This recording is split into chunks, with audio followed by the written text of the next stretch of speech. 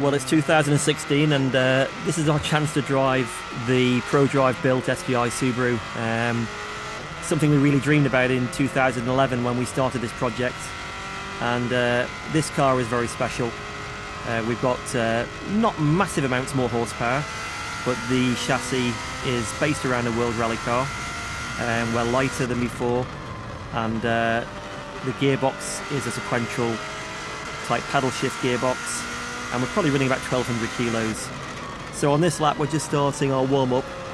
We've got probably about 3 miles to get the tyres up to temperature, like we did in 2014, and me get my head ready to go for the run. The conditions at the moment are very warm, probably a little bit too warm for optimum performance in the engine. And this is actually our second time lap around the circuit, which was done on the Monday of TT week. Every time you go out, you're actually changing the setup of the car and just developing, because there's nowhere like the Isle of Man to test. And you can test on an airfield or a racetrack as much as you want, but there's nothing actually like the TT course.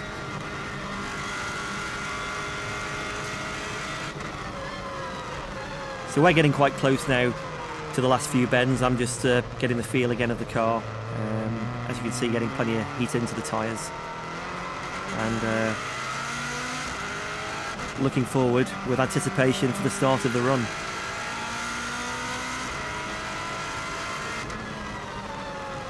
This part of the circuit is very slow now.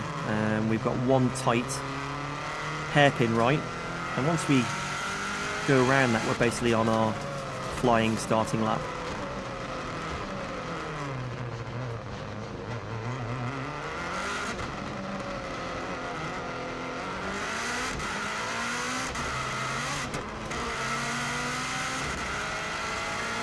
So here we go, we're now accelerating for the flying start, and we're just about to go across the start line now.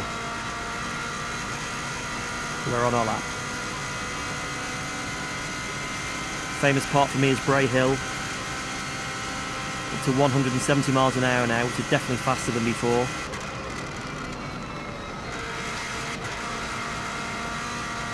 And again, building confidence through that, and that dip on the side does move the car around quite a bit, so we can't take that flat yet.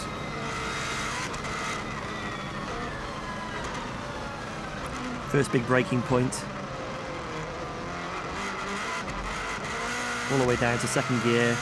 Bit of oversteer there. Tyres probably a little bit cool. And one feature we got for this car, which makes it a little bit more interesting, is we've got DRS like a Formula 1 car. Now you'll actually see when the red light comes on, that's when we're activating it. And the more confident I got with the car, the more I could actually use the DRS to give us more top speed and reduce the drag. Flat out now all the way to Union Mills. And this car was just a total pleasure to drive. You can carry a lot more corner speed. That's where we're getting our time. We're not actually going that much faster in terms of top speed, but we're getting to that top speed a lot faster.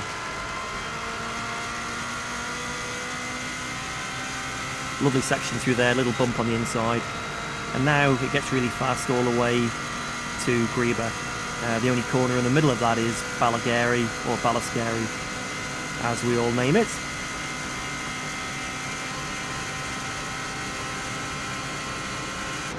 So again, getting up to 170 quite quickly. Little lift here and then tip it in. And because the car is so much faster everywhere, I can actually build up every lap I get out, and I was hoping for another lap. And there's a few places where we could have edged a little bit more time, just with confidence in the car. You've got two chances of a TT course. If you take it flat and it's not, you're in a lot of trouble. So you've actually got to build up to see what the car or the bike will actually do on those corners. And that just comes with time and experience. Flat out now, we've got a little jump. And we've got to be careful, because at 170 miles an hour, that car potentially could fly. So we're unsure what it's going to do over the jumps, so you've got to be a little bit wary when you're getting up to those speeds. Greba Castle down just one gear. Trying to get on the power, committed and nice and early. And the way this car changes direction is really, really great. The car sort of feels like part of me. You think it round the corner rather than actually steering it round the corner. And as you can hear, you can get a commit on the power quite quickly. We're very fast now, all the way to our next point, which is Balacrane.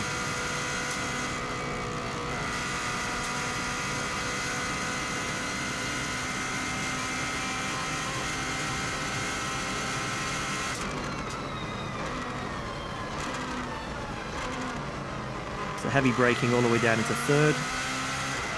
On the power early. Tricky little corner there, you've got to get right in on the inside.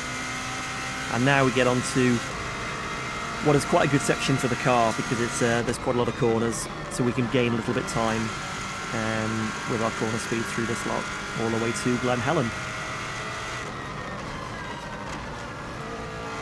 Late apex.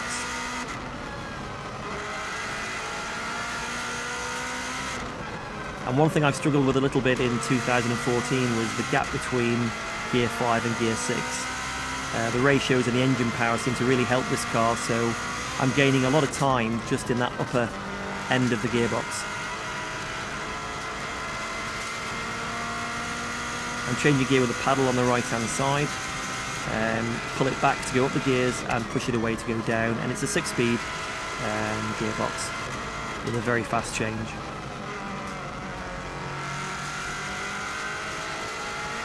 Coming up to Sarah's cottage, a very big climb, you can't really see it on the TV. Difficult corner that, and now we start building power all the way up the hill again to get onto the next section. Helicopter always comes into sight here, you can see that above.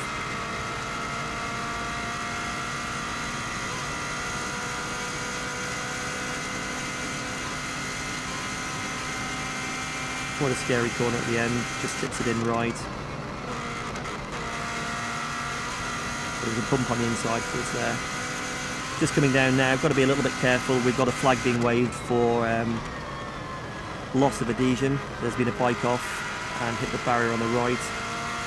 So they've had the oil flags out. As you can see, the dust on the right and the bike still parked there. Come up for the walls now, drop it down 1 gear, and I think we dropped it down 2 gears last time in 2014. And now flat out all the way to the top of the Garrow. I really do like this section, and especially in this car.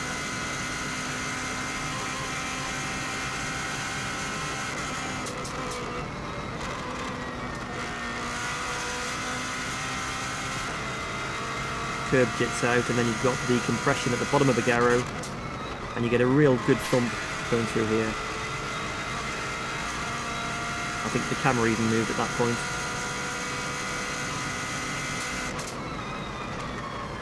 Tricky bend now, double apex right,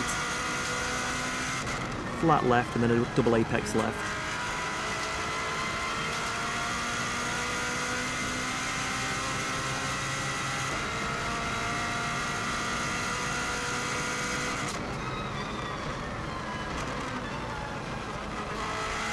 Now coming into Kurt Michael. Always great through here. And using the yellow lines, you can see the impression of speed you get with the proximity of the houses is really impressive. So I'm moving around quite a bit there. Look how close the people are on the left. Got to get the car straight just before it goes over the jump. And now really fast all the way down to the famous jump at Ballaugh.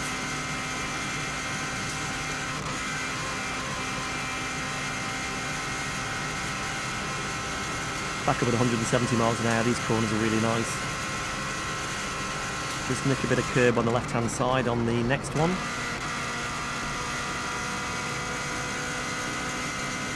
As you can hear from this car, it does sound amazing, and it's also revving quite a lot higher than the previous car. We're up to about 8,500 RPM, which is quite a lot for a turbo engine.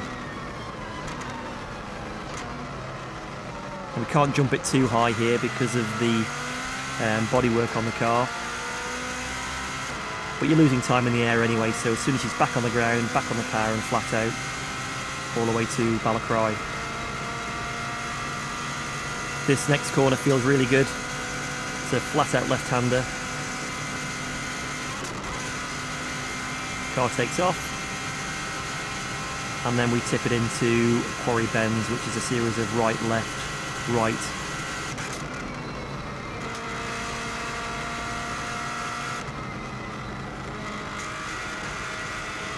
Car pulling quite good G there. Nice change of direction, and that's something this car does so much better than the production-based car as well.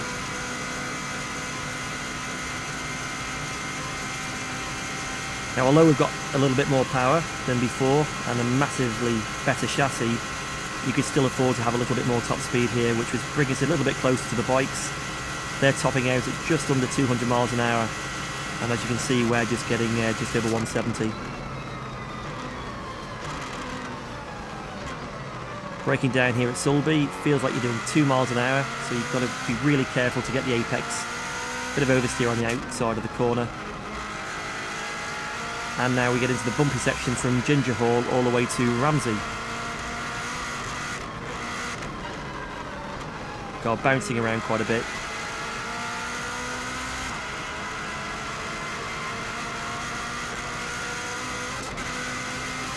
Bit of a kick on the bump there, that was quite nasty, and for the bikes they must have a hell of a hard time hanging on all the way through here.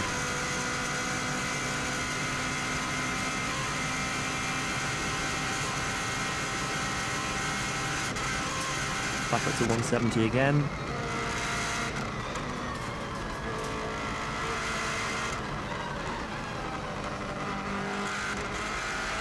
Chuck her into the left, bang on the power early.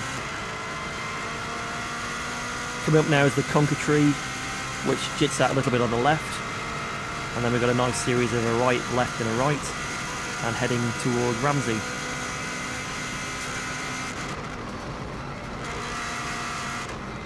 Car moving around a little bit there. Still good corner speed.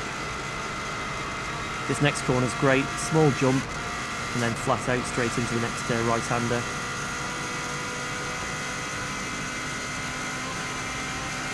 We've got the famous Ramsey bus stop, which we run a little bit wide into around this left. And then real hard braking all the way down into second gear for Ramsey Parliament Square.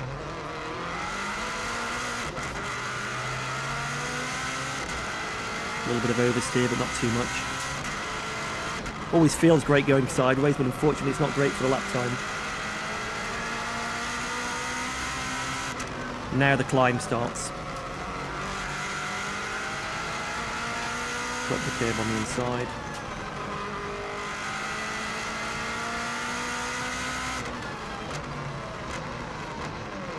And now into first gear around the Ramsey hairpin. Now the heat had just started to give us a little bit of understeer with the car. On our very first run we had an oversteer balance, we changed it for this lap and probably went a little bit too much the other way. So there was a little bit more time to come from the balance.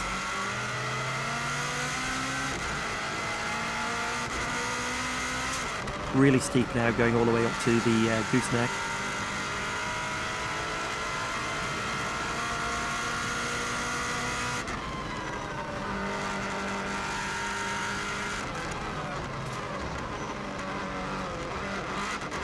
Big bit of understeer there, pushed to the outside, and had to come out of the gas quite early.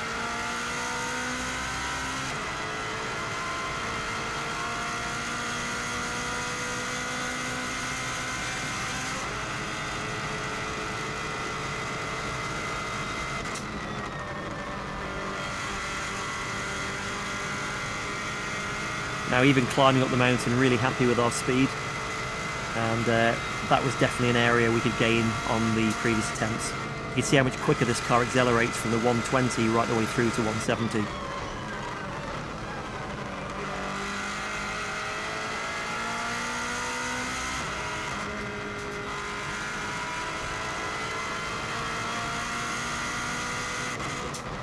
The last right-hander before we have a bit of a break on the mountain mile. Always see the helicopter at this point, you can see it on there on the right. And the nature of the course, as you can see all the way around, is rights and lefts, rights and lefts. And then there's probably about 5 big right-handers that link it to make it a lap.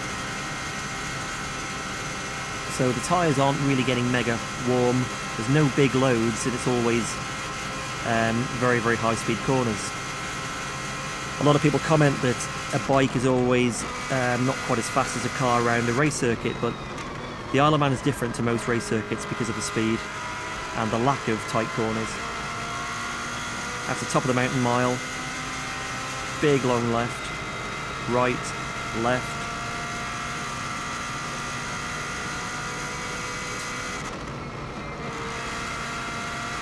And now we start dropping downhill a little bit towards our next sort of time point, which will be the bungalow. Big long right-hander. Had a little lift there. That's where Connor had his big accident a few years ago.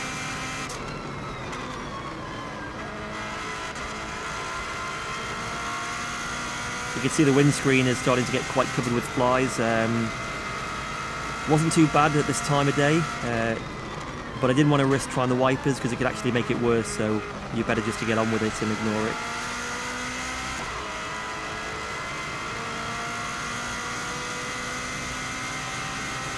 Had a great board up there, somebody showing P1. We were the only car on the circuit, so I thought that was quite funny.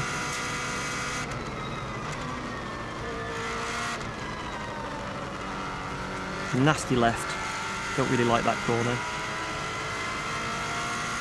And now we're heading all the way down for the last sort of sector of the lap. Real nice feeling on these 3 left-hand corners. 1, 2, bang, and pretty well take it all as one. Windy corner, upper gear from last time, 5th gear. And again, just picking a bit of understeer, we just run wide and just get the wheel on the grass there. But it's no drama.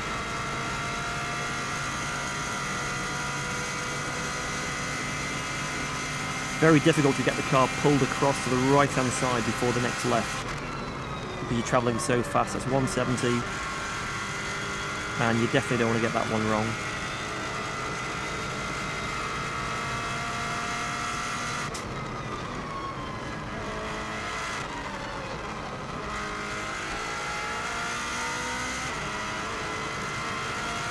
Next is Kate's Cottage.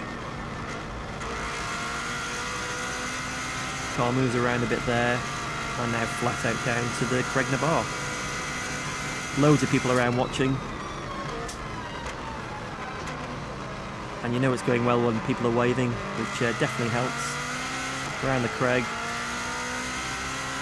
And now really fast down to Brandish, which is the big long left-hander.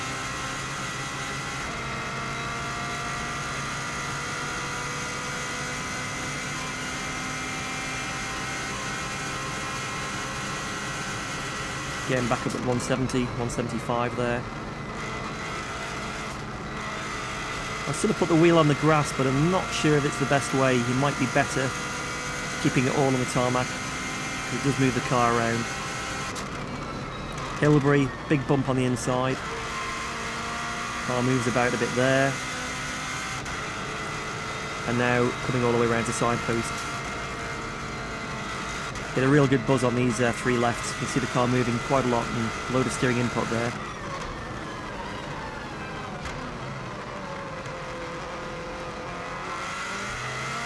You can't mess up now. We've had quite a good lap. And I've got split times coming to me, and I know it's looking pretty good.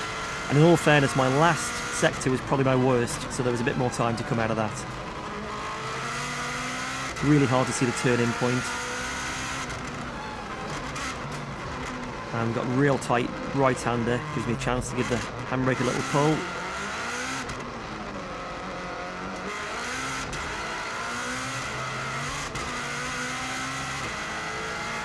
DRS wide open again. And here we go for the line.